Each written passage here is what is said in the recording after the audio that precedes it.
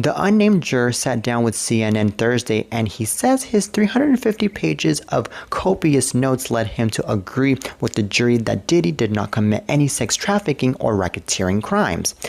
Alright, so remember, he was only convicted of the 2 lesser charges of transporting prostitutes for sex.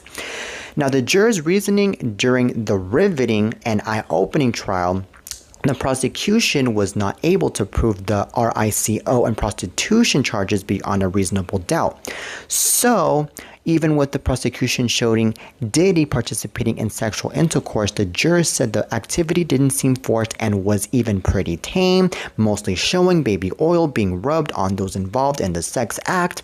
So he further explained the text presented by the defense showed there were levels of consent with Diddy's sexual encounters.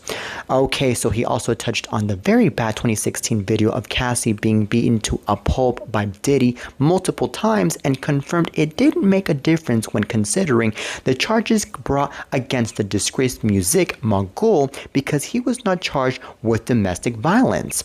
Alright, so anyways, Diddy and his family were thrilled that he got off the hook for the 3 most serious charges, but this is very insane though.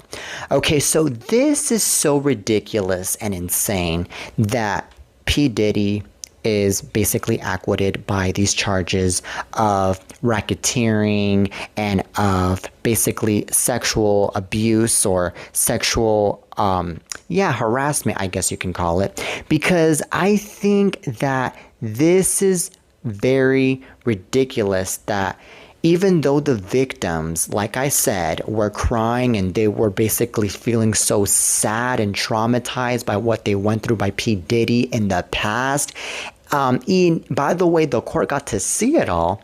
Yet again, the juror, especially that juror that was there with this CNN dude just today, was like, well, nothing was proven, that the sex was not consensual and that the sex was all consent, which is the reason to why P. Diddy didn't get charged for sex abuse and for racketeering and blah, blah, blah.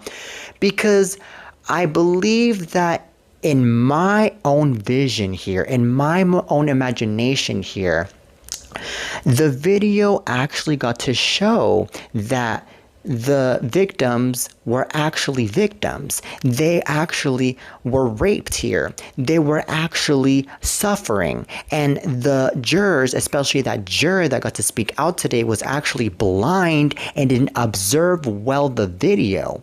Or maybe the victim just didn't seem like